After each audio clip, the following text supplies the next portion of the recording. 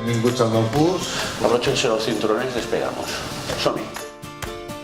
La necessitat de coneixement continu, això és Google, és el nostre cervell. La necessitat de relació permanent, l'amor, les ganes d'estimar l'altre, és Facebook. Amazon és la gana contínua que tenim de consumir, de comprar, i això ens ho dona Amazon. És a dir, Amazon és el nostre estómac. I Apple què és? Apple és irracional. Ho comprem perquè ens ve de gust, ho comprem perquè ho volem, perquè ho desitgem. Apple és el sexe. Tu ja no estàs comprant-los, els estàs utilitzant, els estàs necessitant en la teva quotidianitat. Com a empresa, és impossible ser rellevant a la xarxa sense una estratègia que entengui bé qui és el teu client. Per tant, ser rellevant a la xarxa exigeix estratègies digitals, exigeix el Big Data, exigeix la intel·ligència artificial, exigeix entendre qui és el teu client.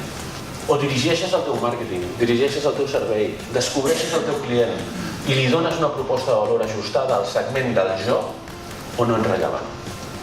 Hi ha massa soroll a la xarxa. En el món hi ha 7 bilions de persones i hi ha gairebé 10 bilions d'objectes connectats. Després d'aquestes xifres, jo crec que puc afirmar, i us ho acabaré de demostrar amb les següents, que estem parlant d'una revolució, en el sentit positiu de la paraula, en el sentit de canvi de paradigma. Més de la meitat del món és mòbil i la previsió pel 2020 és que tota la gent per sobre de 16 anys sigui mòbil. ¿Y qué hago con mi gente? Com els faig pensar en digital? I aquest és per mi el repte més important.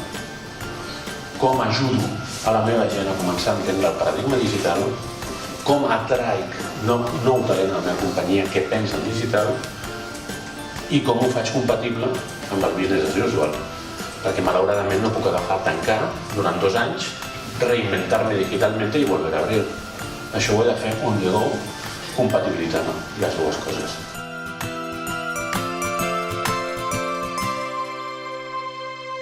Moltes gràcies.